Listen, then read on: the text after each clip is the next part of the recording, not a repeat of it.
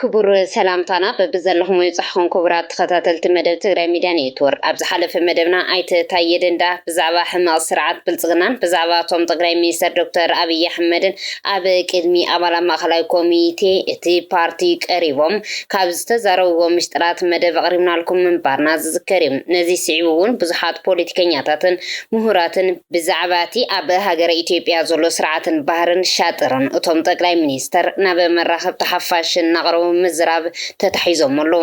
ኣብዘን ዝሓለፋ መዓልትታት ድማ ምሁር ፖለቲካን ኣብ ፓርቲ ብልጽግና ዝነበረ ድሓር ድማ ብዘርእዮም ዝነበሩ ብልሽዋት ኣሰራርሓታት ካብቲ ፓርቲ ዝወፀ ዶክተር ሚልኬሳ ሚዳጋ ተወሰኽቲ ሻጠር እቶም ጠቅላይ ሚኒስተር ተዛሪቦሎም። ንሎሚ ድማ ካብቶም ዝተዛረቡ ምሽጠራት እቶም ወሰንትን ቀንድን ዝበልናዮም ሒዝናልኩም መፂና ኣለና። ንኽትከታተልዎ ድማ ብኽብሪ ንዕድም። ህዝብታት ኢትዮጵያ ብፍላይ ድማ ብሄረ ኣምሓራን ኦሮሞን ድሕሪ ሞት ነበር ቀዳማይ ሚኒስተር ተገዳላይ መለስ ዜናዊ ኣብ ኢትዮጵያ ስርዓት ኢህአዴግ ክቕየርን ለውጢ ክመፅን ብዙሕ ድፊት ይገብሩ ካብ ዝነበሩ ብሄራት እቶም ቀንዲ እዮም። ብሄረ ትግራይ እውን እንተኾነ ነቲ መሪሕ ውድብ ህወሓት ብሕቶታት ዘጨንቐሉ ዝነበረ እዋን እዩ ነይሩ። ነስዒቡ ድማ እቲ ብህወሓት ዝዝወር ዝነበረ ስርዓት ኢህአዴግ ብዙሕ ናይ ቄሮን ፋኖን ቃልሲ ኢሉ እውን ኣብ ኢትዮጵያ ዕዙዝ ተሳትፎ ብዝነበሮም ፖለቲከኛታት ኣክቲቪስታትን ንክቕየር ዘገድድ ኩነታት ተፈጢሩ እዩ። ነዚ ስዒቡ ድማ ካብ ብሄረ ኦሮሞ ዕዙዝ ተሳትፎ ዝነበሮም ከምኒ ለማ መገርሳን ኣባድላ ገመዳን ግርማ ብሩን ዝኣመሰሉ ፖለቲከኛታት ናብ ቅድሚት መፅኦም ነቲ ስርዓት ኢህአዴግ ሙሉእ ብሙሉእ ንክቕየር ገይሮም እዮም። ምስዞም ናይ ኦሮሞ ፖለቲከኛታት ዝነበረ ዶክተር ኣብይ ኣሕመድ ድማ እቶም ከምቲ ሕዚ ፖለቲከኛታት ኦሮሞ ዝብልዎ ዘለዉ ብድጋፍ እዞም ኣብ ላዕሊ ዝተገለጹ ሰባት ሓላፊ ቤት ጽሕፈት ስርዓት ኢህአዴግ ክኸውን ተገይሩ እዩ። ድሕሪ እዚ ይብል ዶክተር ሚልኬሳ ኣብ ሓደ እዋን ናብ ቢሮኡ ዝፀውዕና ዶክተር ኣብይ ኣሕመድ ክልተ ነገራት ክንገብር ኣዚዙና። እቲ ሓደ ጠቅላይ ሚኒስተር ሃይለማርያም ደሳለኝ ካብ ስልጣኖም ክለዓሉ ፀሓፉ ድፊኢት ግበሩ ዝብል እንትኸውን እቲ ካልኣይ ድማ መከላኸሊ ሃገር ኢትዮጵያ ፈሪሱ እዩ ዝብል ፕሮፓጋንዳ ንዝሑ ዝብል ነይሩ። ነዚ ምስ ሰማዕኹ ድማ ይብል ዶክተር ሚልኬሳ እቲ ንጠቅላይ ሚኒስተር ናይ ምልዓል ስራሕቲ ከም ዝሰርሖ ድሌት ነይሩኒ እዩ። ምክንያቱ ኣብቲ ሽዑ እዋን ዝነበረ ስርዓት ናይ ምቕያር ዕላማ ስለ ዝነበረ እቲ ሃገር ምክልኻል ሰራዊት ፈሪሱ ቦሉ ዝብል ግን ትርጉሙ ንምንታይ ዕላማን ምዃኑ ኣብቲ ሽዑ እዋን ስለ ዘይበርሃለይ ኩላትና ኣብቲ ቦታ ዝነበርና ኣይተቐበልናየን ይብል። ድሕሪ እዚ ድማ እቶም ዝነበሩ ጠቅላይ ሚኒስተር ሃይለማርያም ደሳለኝ ተላዒሎም ብዝገርምን ማንም ዘይተፀበዮን ኩነታት ዶክተር ኣብይ ኣሕመድ ጠቅላይ ሚኒስተር ኮይኖም ክምረፁ ኮይኑ ነዚ ቦታ እዚ ንክሕረዩ ትፅቢት ዝተገበረሎም ሰብ ለማ መገርሳን ተነበሩ እኳ ብድጋፍን ድሌትን በዓል ለማ መገርሳን ኣባድላን ግን ኣብይ ኣሕመድ ተሓረዩ። ኣብ ህዝቢ ኦሮሞ ዝነበረ ድሌት ግን ለማ መገርሳ ነይሩ። ግን ድማ ከምቲ ታየ ደንደኣ ዝበሎ ለማ ነቲ ቦታ እንተዝደልዮ ኣይምሰኣኖን ይብል ዶክተር ሚልኬሳ እውን። ድሕሪ እዚ ብዙሓት ዘይተፀበናዮም ለውጥታት ምምፃእ ዝጀመሩ እንትኾኑ ዝብል ዶክተር ሚልኬሳ ብፍላይ ድማ ፓርቲ ብልጽግና ንምስራትን ዝተወሰኑ ነቲ ጠቅላይ ሚኒስተር ዝለኣኹ ሰባት ንምትኽኻብን ዝግበር ዝነበረ ሸንዳሕዳሕ መሰከፍ ነይሩ። ነዚ እቶም ቀንዲ ስራሕ ዝሰርሑ ዝነበሩ ከምኒ ለማ መገርሳ ዝበሉ ፖለቲከኛታት ናይ ምንፃል ስራሕቲ ምስራሕን ንዓይ ንታየን ጠይባን ንምባኣስ ድማ ብዙሕ ስዳሮታት ይኸይድ ነይሩ። ኣብቲ ሽዑ እዋን ሙሉእ ብሙሉእ ኣብይ ዝነበሮ ድሌት ጫፍ ፅልእ ስልጣን ግን ብዙሕ ኣይበርሃልናን ነይሩ ይብል። ድሕሪ እዚ ኣብ ዝነበሩ ኣኼባታት ጠቅላይ ሚኒስተር ብዙሕ ሓደሽቲ ትልምታት ምውፃእ ዝጀመሩ ምዃኖም ይዛረቡ ነይሮም። ምዚ ተታሒዙ ድማ ኣብቲ እዋን ንዓይ ኦሮሞ ኣይትበል ንደረጀ ደገፋ ድማ ብሄረሰብ ትብሎ ነገር ኣይትደጋግሞ ኣነ መፅየ ዘለኹ ኢትዮጵያ ክገዝእ እምበር ከመሓድረ ኣይኮንኩን ኢትዮጵያ ድማ ናብ ዝጥዕመን መገዲ ክወስዳ እየ ብምባል ይዛረብ ነይሩ። ድሕሪ እዚ ኣብ ዝነበሩ መድረኻት ድማ ምስኡ ዝጠዓዓሙ ንዕኡ ተኣመንቲ ዝኾኑ ሰባት እናቕረበ ናብ ደረጃ ሚኒስተርነት እናሾሞ መፅዩ። ፖለቲከኛታት ኦሮሞ ንምብታን ድማ ዝተፈላለዩ ምንቅስቃሳት እናገበሩ ይውዕሉ ነይሮም። ምስ እዚ ተታሒዙ ለማ መገርሳ ካብ ፀዋታ ወፃኢ ንምግባር ብዙሕ ተሰሪሑ እዩ። ንዓይ ንታየን ንጠይባን ድማ ነንሕድሕድና ነንበይንና ዝተፈላለዩ ዘረባታት እናተዛረቡ ነንሕድሕድና ከይንተኣማመን ይሰርሑ ነይሮም። ኣብ ሓደ እዋን ኣዳነች ኣበቤ ኣብ እዚ ትሰርሖ ዝነበረት ኣኼባ ድማ ስልጣን ኣብ ኢድ ኣብይን ከመ ዝኾነት ተዛሪባትና ነይራ ይብል ዶክተር ሚልኬሳ። ኣብ ሓደ እዋን ድማ ሙስና ብዝለዓለ ብርኪ ተስፋሕፊሑ ዘሎ ብሓደ ብሄር ዝምራሕ መንግስቲ ስለ ዝነበረን ዘለን እዩ። ነዚ ድማ ክነፍርሶ ኢና ብምባል ንተጋሩ ፖለቲከኛታት ካብ ፀዋታ ወፃኢ ከም ዝግበር ኣነፂሩልና እዩ። ኣነ ድማ ሙስና ዝብሉ ስርዓት ሕግን ስለዘየለ ኣብ ኢድ ውልቀ ሰባት ስለዝተንሳፈፈኒ እምበር ሙስና ናብ ብሄር ክፅጋዕ የብሉን ብምባል ተዛሪበ ዝቕበለኒ ግን ይረኸብኩን። እቶም ጠቅላይ ሚኒስተር እንትኾኑውን ክምሲሎም ሓሊፎም ብተወሳኺ ድማ ኣብ ኣምሓራ ዘሎ ቢኣደን ኣብ ኦሮሞ ዝንቀሳቐሱ ፓርቲታት ፖለቲካን እንተይበተና ስልጣን ክንዓትረ ይንኽእልን ስለዚ ድማ ኩሉ ነገር ካብ 4 ኪሎን ብዝወፅእ መምርሒ ክምራሕ ኣለዎ ብምባል ተዛሪቡ ዝተወሰና ኣባላት ድማ እዚ ክኸውን ይኽእልን ሓደ ህዝቢ ተወካሊ እዩ ባዕሉ ክመርጽ ዳ እምበር ኣነ ብዝበልኩ ኻኪድ ምባል ነታ ሃገር ጽቡቕ ኣይኮነን ኢልና ሽዑ እውን ዝቕበለና ይረኸብናን ይበለ ድሕሪ እዚ እውን ናብ ኣዳማ ተዓዲምና ጉባኤ ከም ዝግበር ድማ ተነጊርና ግን ኣነ ንኣኼባ እምበር ንጉባኤ ከም ዘይመጻኹ ተዛሪበ ብስሩ እውን እቲ ከይዲ ኣኼባ እምበር ከይዲ ጉባኤ ኣይኮነን ኢለ ረጊጾ ወፅአ ይብል ዶክተር ሚልከሳ ነዚ ድሕሪ ምግባረይ ድማ ድሕሪ እቲ ኣኼባኦም ብሰብ ገይሮም ናብ ጠቅላይ ሚኒስተር ንኽመጽእ ጻውዒት ገይሮምለይ በቲ ጻውዒት መሰረት ድማ ናብ ቢሮኦም ብዝተባሃልኩዎ ሰዓት ንማንም ከይተዛረብኩ ዋላ እውን በዓልቲ ቤተይ ከይተዛረብኩ ከይደ ተራኺብና ጸገምና ንምንታይ እዩ ጸገምካ እንታይ እዩ ንምንታይ ኣኼባ ረጊጽካ ወፂኻ ኢሎምኒ ኣነ ድማ ፓርቶም ንሶምን ዝኸድዎ ዘለዎ መገዲ ልክዕ ከም ዘይኮነ ናተይ ድሌት መላ ኢትዮጵያ ይኹን ህዝቢ ኦሮሞ ብዲሞክራሲያዊ ስርዓት ክመሓደር ዳ እምበር ኣብ 4 ኪሎ ኮፍ ኢሉ ብዘሎ ስርዓት ክዝወረ ይኮነን ኢሎም ድሓር ካብ መቐመጢኡ ተላዒሉ ስማዕ ሚልኬሳ ኢትዮጵያ ኣብ ኢደይ ኣእትየያ እየ ኢትዮጵያ ኦሮሞ እናበልካ ጊዜ ኸይተባኽን ኦሮሞ ንገዞ ንሕናን ጥራሒና እምብንተይሉ ንዓይ እንተዘይደጊፉን ድማ ንድሕሪት 1000 ዓመታት ክምለስ እዩ እዚ ዝብለካ ዘለኹ ኣነ ናብዚ ቦታ ብኸመይ መጺ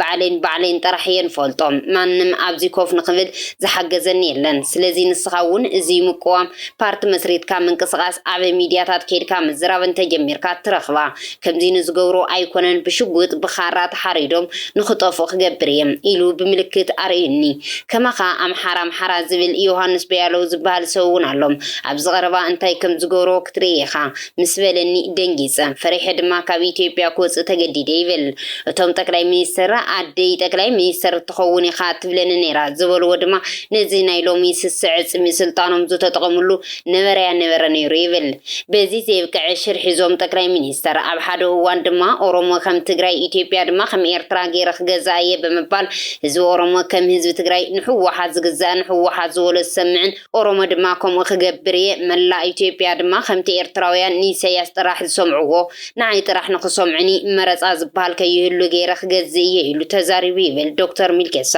ነዚ ድማ እዩ ይብል እዚ ዶክተር ኣብ ሓደ እዋን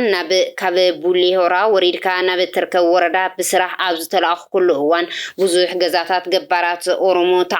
ተቃፂሎም ይዕዘብ እሞ ንናይታ ወረዳ ሓላፊ ፀጥታ ምክንያት እንተሓትት እዚ ዝገብሩ ብሽመልስ ኣብዲሳ ዝተለኣኹ ሰባት እዮም ምክንያቱ ድማ እዞም ኣባላት ስድራ ሸኔ ስለ ዝኾኑ መናእሰያት ኦሮሞ ንስድሮኦም ክብሉ ካብ ሸኔ ንኽወፁ ካልኦት ንኸይፅምበሩን ብምግባር ዝዓለመ እዩ ኢሉኒ ብዙሓት ወለዲ ድማ ናብ ቤት ማእሰርቲ ተወሲዶም ከምዚ ተኣሰሩ ናብ ደቆም እናደወሉ ብሰንኪ ተኣሲሮሞ ናብ ገዛ ተመለሱ በሉ እናተባሃሉ ናብ ደቆም ንኽድውሉ ይግበራሎ ኢሉ ነጊሩኒ ይብል ሽርሕን ሻጥርን እዞም ጠቅላይ ሚኒስተር በዘይ የብቅዕን ዝብል ዶክተር ሚልኬሳ ናብ ኩናት ትግራይ መልኪቶም ካብ ዝተዛረብዎ ድማ ኩናት ትግራይ ሕወሓት እዚ ሰሜን ወቂዑ እንተተባሃለ እኳ እቲ ኩናት ንኽጅመር ዝገበሩ ግን ድማ ባዕሎም እቶም ጠቅላይ ሚኒስተር ምዃኖም ይፈልጥን ነጊሮምናን እዮም ይብል ምስ እዚ ተታሒዙ ድማ እዚ ሰሜን ካብ ትግራይ ክልል ሙሉ ብሙሉ ንኽወፅእ ድልየት ስለ ዝነበረ ሓድሽ እዚ ንኽምስረት ፃዕርታት ይግበር ነይሩ ነዚ እዚ ድማ እዚ ሰሜን ምዕራብ ብምባል ክስየም ከም ዝተሓሰበን እዞም ኣብ እዚ ሰሜን ዝነበሩ መሳርሕታት ኩናት ሙሉ ብሙሉ ናብ ተሓድሽ እዚ ክዘዋወር ፃዕርታት ተጀሚሩ ድሕሪ እዚ ቦቶም ጠቅላይ ሚኒስተር መምርሒ መሰረት ታንክታት እንትንቀሳቐሳ ኣዴታት ዝርከባሉ ህዝቢ ትግራይ ገዲፍኩም ናይ ተኺዱ ብምባል እቲ ሸርሒ ከም ዝፈረሰ ድሕሪ ድማ እዚ ይትረፍሞ እተን ኣብ እዚ ሰሜን ዝርከባ መሳርሒ ኩናት ብፓስዋርድ ተዓጽዋ ተባሂሉ ነይሩ እዚ ምግባሮም ዋላ ርግፀኛ ይኹን ይብል ምስ ሚድያ ተታሒዙ ድማ ብዙሕ በጀት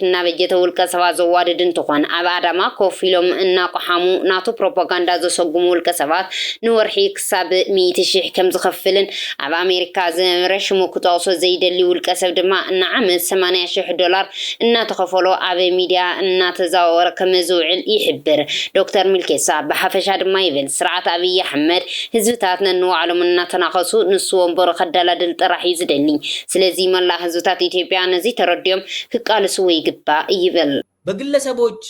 በባለ ሀብቶች ይመደባል በዶላር ይመደባል አሁን እኔ ለሁለት ዓመት በየአመቱ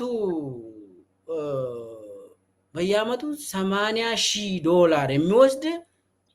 ፕሮፌሰር አቋሉ እዚህ አሜሪካ ሆኖ በየአመቱ $80,000 ይወስዳል መጥቶ ለአብይ ብቻ ፕሮፌሰር ነው ደጋፊ ነው ይጽፋል ይናገራል ለአብይ ሽንጡን ገትሮ ለአብይ ይከራከራል በአመት $80,000 መጥቶ ተረክቦ ይመለሳል ለሁለት ዓመት በላ ከዛ በኋላ ቆመ እንትኑ እሱም ተጣላ መሰለኝ አገልግሎቱን ጨረሰ እንግዲህ ወደ ኤርትራ ጋድሎ ይሆናል I don't know ብቻ ግን ብተወሳኺ ኣብ ልዕሊ ጀነራል ሰዓረ ዝተገበረ ቅትለት ምስ ዝተተሓዘ ነይሩ ምኽንያቱ ንጀነራል ሰዓረ ሃገር ምክልኻል ሰራዊት ናይ ኣመራርሓ ለውጢ ይገበረሉ ተባሂሉ ፈቃደኛ ዘይምዃኑ ይፈልጥ ነይረ ብዙሕ ግዜ ድማ ካብቲ ቦታ ንኽለቅቕ ድፍኢት ይገብረሉ ነይሩ ሰዓረ ግን ኣይኮነን ብትግራይ ተጋሩን ብመላእ ኢትዮጵያውያን እውን ዘይደራደር ሰብ ነይሩ ምስኡ ተታሒዙ ኣብ ልዕሊ ዶክተር ኣምባቸው ዝተፈጸመ ቅትለት እውን ክልል ኣምሓራን ምቁፅፃር ዝዓለመ እዩ ይብል ነዚ ምስ ተገበረ ድማ ኣብ ትግራይ ኩናት ንምጅማር ጥጡሕ ባይታ ተፈጢሩ ብስሩውን እቶም ጠቅላይ ሚኒስተር ናብ ትግራይ ተጓዒዞም ምስ ህዝቢ ዝተዘራረቡ ትርግታት ንኽፈልጡ ዝገብርዎ ምዃኖም ተዛሪቦም እዮም ቀንዲ ኣብ ትግራይ ኩናት ንኽህሉ ዝደልይሉ ምኽንያት ኣብ ሓደ እዋን እንትነግሩና ድማ ህዝቢ ትግራይ ካብ ካልእ ክፋል ኢትዮጵያ ዝፈልዮ ኣይንግዛእን ዝብል ህዝቢ እዩ ነዚ ህዝቢ ንምግዛእ ድማ ብኩናት ምድኻም እቲ እንኮ መማረፂ ኢሎም ከም ዝኣምኑ ተዛሪቦምና ይብል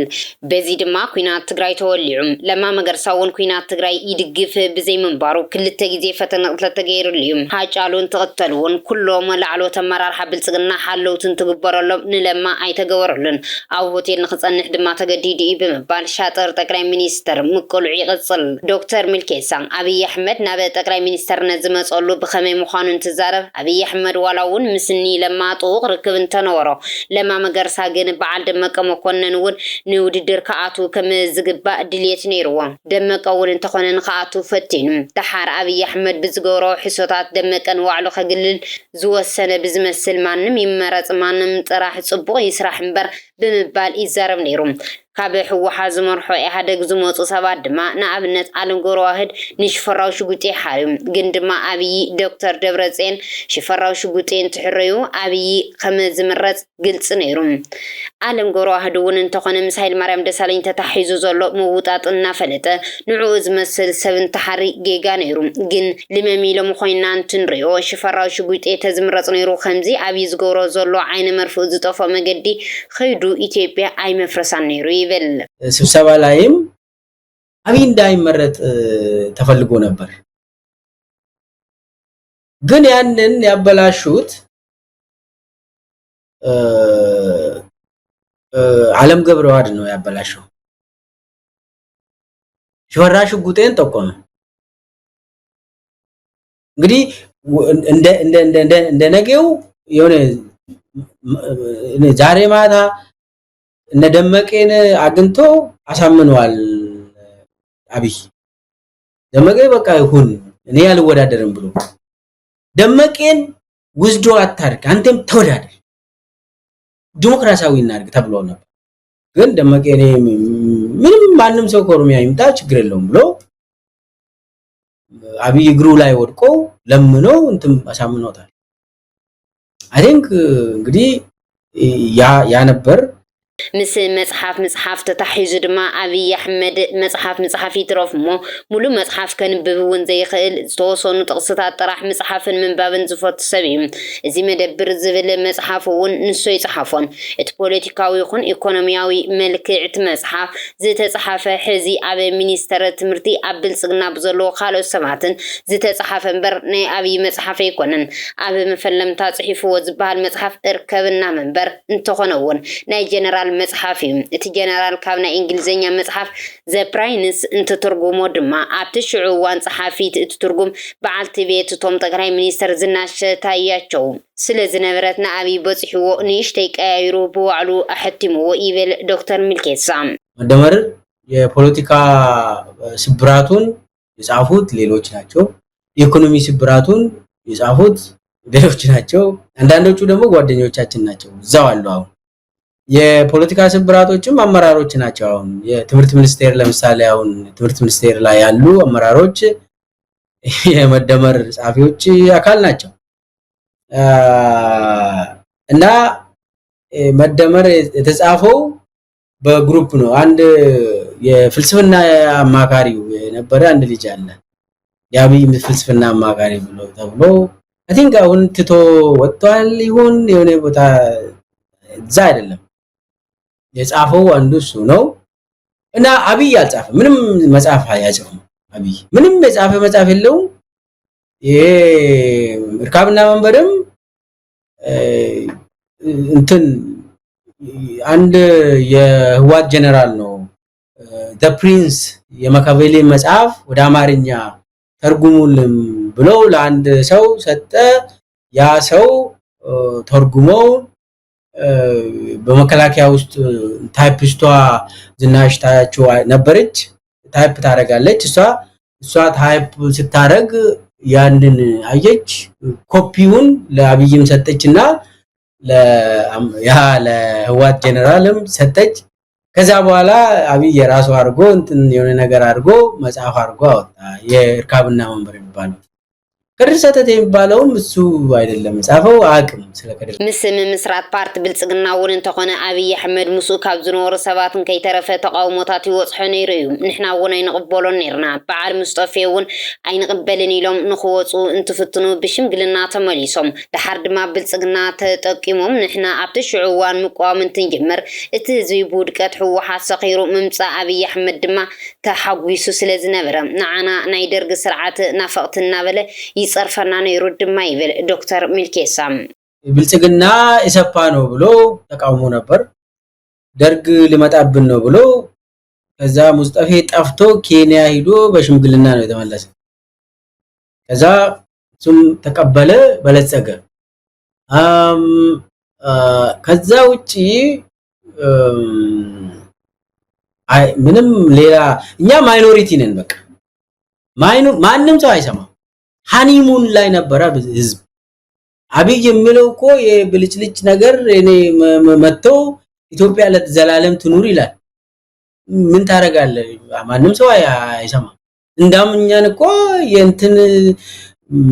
ያልተባልነው ነገር እኮ የለም እኮ ኦልሞስት እኮ አንተ ታስታውሳለህ እኛ በቃ ኢትዮጵያ ጠላቶች ነን ተባልን ምንም እኮ ብለናል እኛም ነበርንበት እውነት ለመናገር አሁን መናዘዝ ካለብን በወቅቱ አብይ እንዴት ውሎ አደረ ዶክተር ሚልኬሳን ተቀጽል ምስ አብይ አህመድ ዝብሎ ምድማር ተታሒዙውን ለማ መገርሳ 250 አመራርሓ ኣብ አዳማ ተኣኪቦም ኣብ ዝነበሩሉ እዋን ኣነን አብይን ከይተደመርና ኢትዮጵያ ክድመር ኣይትኽእልን 2-3 ወረዳታት ከይተደመራ ኢትዮጵያ ክድመር ኣይትኽእልን ስለዚ ንቃልሲ ንዳሉ ኢሉም ግን ከምቲ ዝበልክዎ ህዝቢ ኣብ ዓውዓው ስለዝነበረ ዘዳምጽ ኣይነበረን ይብል አመራሮች ያሉበት ቦታ አዳማ ላይ እኔና አብይ ሳንደመር እንዴት ኢትዮጵያን ትደምራለህ ብሎ ለአመራሩ ለቀጣዩ ትግል ተዘጋጁ ብሎ ተናግሯል ለማ እኔና አብይ ያልተደመርነው መጀመሪያ እኔና አብይ እንደመር 2 ወረዳ 3 ወረዳ ይደመር ሁሉም ሰው ይደመራል ችግር የለውም ግን ያሁኑ ውሸት ነው ብሎ አዳማ እኔ የነበርኩበት ስብሰባ ላይ ለቀጣው ትግል ተዘጋጁ ብሎ ተናግሯል ከዛ በኋላ ቪኦኤ ላይ ተናገረ ብዙ ስብሰባ ላይ ተናገረ ነገር ግን ሰው ሃኒሙን ውስጥ ስለነበር ደስተኛ ነው ሰው ማን ነው የሚሰማ ሰው የለም በዛ ሰዓት ዶክተር ብምባል ዝጽዋዕ ጠቅላይ ሚኒስትር ናው ዶክተርነት ከም ዘይበጽሕ ድማ ዶክተር ሚልኬሳ በከምዝ ስዕቢ ዛረብ አብይ አህመድ ናይ ውትድርና ትምህርቲ ይኹን ስልጠና ዘይወሰደ ግን ድማ ሸውዓይ ክፍልና ሃለወ ናብ ምክልኻል ሃገር ብተላኣኽነት ዝተጸግዐ ድሓር ድማ ኣባላት ሓይሊ ምክልኻል ትምህርቶም እንትቕጽሉ 12 በጺሑ ግን ድማ ኣብቲ ሽዑዋን ዝተዋወ ፈተና ክሓልፍ ዘይከኣለ ሰብ ነይሩ ይብል እንግዲህ አብይ በሚሊተሪ ደረጃ ምንም ትሬኒንግ የለውም በሚሊተሪ የውትድርና ስልጠና የለውም የትም ቦታ አልሰለጠነም የደህንነት ስልጠናም የለውም ወደ የመደበኛ ትምህርት መጣበታለሁ በኋላ አብያውን ኮሎኔል ይባላል አይደል ይሄ ኮሎኔልነት የመጣው የኦፊስ ነው ስናምንበት የቆየው አብይ የደህንነት ሰው ነው በቃ የኢንተለጀንስ ሰው ነው እንትን እንደዚህ ያደርጋ ምናምን አረ የለም ባዶ የለም የትም ቦታ አልተማረም ምንም አይነት ሙያም የለም በደህንነት በኢንተለጀንስ ሙያ ምንም አይነት ቴክኒካል ይሁን ይሄ ሂማን ኢንተለጀንስ ይሁን ምን የሚያውቀው ነገር የለም ሶስት ምንም እዛ አካባቢ የሰሩም ያውቃሉ ውትድርና ሳይንስ የሚባል ነገር በቃ ያቺን ሬዲዮ ሲሰራ ነበር ኢትዮ ኤርትራ ጦርነት ጊዜም እንትን ሲሰራ ነበር እዛ አካባቢ በጣም ቶክሶች ሲኖሩ ይሸሽ ነበር ይሄ ጓደኞቹ በአደባባይ የሚያወሩት ነው ይሄንን እኔ እንግዲህ አንድም ጥይት ተኩሰው ምስ ድሕንነት ስለላን ተታሒዙውን ከምቲ ኩሉ ሰብ ዝሓስቦ ብቕዓት ዝወነነ ዘይኮነን ብናይ ካልኦት መሓዙቱ ክእለት ዝጥቀም እዩ ነይሩ እሱ ዘላቶ ክእለት ሬድዮ ኦፕሬተርነት ጥራሕ እያ ብኣኣ ድማ ዶ ኣፍሪካ ከይዱ ሰልጢኑ ኣብ ናይ ኩናት ኢትዮ ኤርትራ ተሳቲፉ ድማ ኣገልጊሉ ኣብቲ ኩናት ዋላ ሓንቲ ክላሽ ሒዙ ዘይተታኮሰን ፈራሕ ምንባሩን ድማ መሓዙቱ ይዛረቡ እዮም ይብል 12ኛ ክፍል አላለፈም ማለፍ አልቻለም ሁሉም ወታደሮች ከሱ ጋር የገቡ አለፉ ተመዝኖ አለፉ 12ኛ ክፍል ኢሲኤልሲን አለፉ አብይ ማለፍ አልቻለም በዛው ቀረ ከዛ በኋላ እንግዲህ የሆነ ቤዚክ ኮምፒውተር ተማረ የሆነ በዛን ጊዜ ነበር እንግዲህ ኮምፒውተር መባለው እንግዲህ ቤዚክ ኮፒ ፔስት ምናምን ማይክሮሶፍት ኤክሰል ነኝ ሃርድዌር ሶፍትዌር የቱ ጋር ነው ምናምን ምትማረው አለ አይደል በዛን ጊዜ እንትን ድሕሪ እዚ ድማ ሓይልታት ትግራይ ናብ ኣዲስ ኣበባ እንትግስግሱ ኣብ ኣዳማው ዝነበረ ኣኼባ እቶም ጠቅላይ ሚኒስተር ብዘይ ሕንከት ሓይልታት ትግራይ ክልል ኣምሓራ ከኣቱ ዝገበርናዮም በዓልና ኢና ምክንያቱ ድማ እቲ ፋኖ ዝብል ሓይሊ ብሓይልታት ትግራይ ክዳኸም ስለ ዝደለና እዩ ኣይትስጉ ኩሉ ኣብ ኢድና እዩ ኩሉ ሰሚዕና ኩሉ ነዚ ሰምዐ ድማ ከኣምነ ይካደን ሎሙ ግን ድሌት ዞም ጠቅላይ ሚኒስተር ህዝብታት ትግራይ ንምሓራን እንተደኣ ዘይተዳኺሞም ንስልጣኖም ሓደጋ ከም ዝኾኑ ካብ መፈለምታ ይንቀሳቐሱ ምንባሮም ቦሪህልና ነዚ ድማ እዩ መሬት ምዕራብ ትግራይ ከመ መጻወት ካርታ ኣብ ጠረጴዛ ኮፍ ኢሉ ዕንክሊል ክብል ዝገብሩ ዘለው ይብልሞ ልክዕ ከም ህዝብታት ኣምሓራን ትግራይን ህዝብታት ኦሮሞን ኣምሓራን ንምንኻስ ድማ ወለጋ ከመ መጻወት ካርታን ምግባር ዝጽዕር መሬት ወለጋ ልክዕ ከም መሬት ወልቃይት ኦሮሞ ኣምሓራን ንኽባኣሱሉ ድማ ብዙሕ ተሰሪሕሉ ስለዚ እዞም ጠቅላይ ሚኒስተር ህዝብታን ንዋዕሎም እናናኸሱ ኣብ ስልጣን ምጽናሕ እዩ ድልዮቶም ይብል ዶክተር ምልኬሳ ምስ ናይ ክልል ኣምሓራ ከመ ዶክተር ኣምባቸው ዝበሉ ሰበስልጣናት ምውጋት ተታሒዙ ድማ ምስ ሓላፊ ዘርፊ ጸጥታ ኣምሓራ ኣሳሙነው ጽጌ ጥብቕ ርክብ ከም ዝነበሮን ኣሳሙነው ጽጌ ድማ በብመዓልቱ ናብ ቢሮ ጠቅላይ ሚኒስተር እናመፀ ይመክር ነይሩ ይብል ጠቅላይ ሚኒስተር አብይ አሕመድ ናይ ባዕሉ ዕጡቃት ፋኖ ሸኔን ከም ዘለዎ ዝገልጽ ዶክተር ምልኬሳ ኣብዚ ደልዮ ሰዓት ድማ ንፋኖ ንምውቃዕ ሸኔ ተጠቂሙ የጸልም ንሸኔ ንምውቃዕ ድማ ፋኖ ተጠቂሙ የጸልም ብተመሳሳሊ ድማ ሸኔ ኣብዚ ወዓሎ ገበን ናይ ባዕሉ ሸኔ ተጠቂሙ ጥቃዓት ይፈጽም ንፋኖውን ከምኡ ብምባል ይዛረብ ኣብ መወዳእታ ኣብ ቅልውላው ዘላ ኢትዮጵያ እቶም ቀንዲ መራሕቲ ለውጥን ኣባላት ኦሮማራን ካብ ፖለቲካ ወፃኢ ኮይኖም አብይ አሕመድ ንበይኑ ዝዕብልሎ ፖለቲካ ኢትዮጵያ ተፈጢሮሎም ከምቲ ዶክተር ሚልኬሳ ዝወለ ድማ ለማ መገርሳን ጎዳን ዳርጋቸውን ብፖለቲካዊ ኣፈላላዮም ካብ ኢትዮጵያ ምንባር ስኢኖም ንህይወቶም ፈሪሖም ከምቶም መብዛሕትኦም መራሕቲ ብልጽግና ኣብ ኣሜሪካን ኣውሮፓን ፖለቲካዊ ዕቑባ ሓቲቶም በብዝመሰሎም ይቃለሱን መንግስቲ ብልጽግና ድማ የቃልዑን ኣለዉ ኣብ ቀረባ እዋን ኣይተገደን ዳርጋቸው ኣብ ትግራይ ብዝተገበረ ኩናት ሰራዊት ኢትዮጵያ ብዙሕ ግፍዒ ከም ዝፈጸመ ኣብ ሩኤት ሚድያ ምዝራቦም ይዝከር በቲ በለ በዚ አብይ አሕመድ ብናብራን ኢኮኖሚን ኢትዮጵያ ዝሳቀዩ ዘለው ዝተፈላለዩ ሰራሕተኛታት መንግስቲ ሕቶም ከይተመለሰሎም ኢትዮጵያ ብቁጠባ ተዓቢ ከም ዘላ መንግስቲ ናይ ደሞዝ ወሰኽ ንዝሓቱ ስርሖም ክሰርሑ ከም ዘለዎም ጥራሕ ብምንጋር ንኹሎም ኣፋኒሞም እዮም ብተግባር ግን ድሕሪ ለውጢ ናይ ወፃኢ ሸርፊ ዶላር ወሲኹም ነጋዶ ብሰንኪ ሕፅረት ዶላር ካብ ወፃኢ ኣቕሓ ከእቱ ከም ዘይክእሉን በዚ ድማ ሕፅረት ኩሉ ነገራት ኣጋጢሙ ቁጠባ ኢትዮጵያ ኣብ ናይ ሸቐጥ ምኽባር ኣጋጢሙሎም እዚ ድሕሪ እዋን ህዝቢ ኢትዮጵያ ብፍላይ ድማ ህዝቢ ኣዲስ አበባ ኣብ ዝመጽእ ምርጫ ኣንጻር መንግስቲ ከም ዝዕምጽ ዘጠራጥራ ይኮነን ካብ ታየ ደንደዓ ክሳብ ዶክተር ሚልኬሳ መቀላ አብይ አሕመድ ዝጀመረ ዶክተር ጸጋይ አራርሳ እውን ተወሳኺ ሓበሬታ ኣብ ምሃብ ይርከቡ ክቡራት ተኸታተልትና ንሎሚ ዘዳለናዮ ፕሮግራምና ኣብዚ ኑድ ምሳና ብምጽናሕ ስለ ዝተኸታተልኩምና እንመስግነኩም